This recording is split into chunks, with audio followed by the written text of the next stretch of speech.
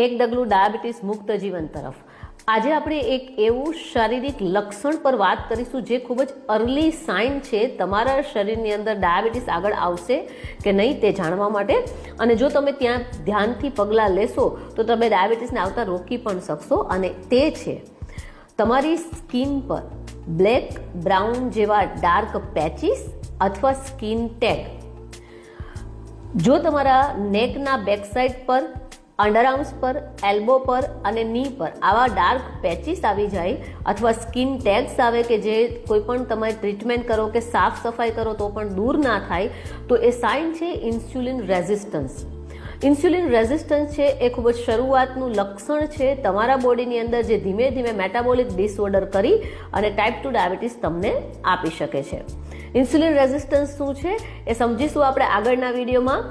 Share કરો જેમને diabetes છે તેમને.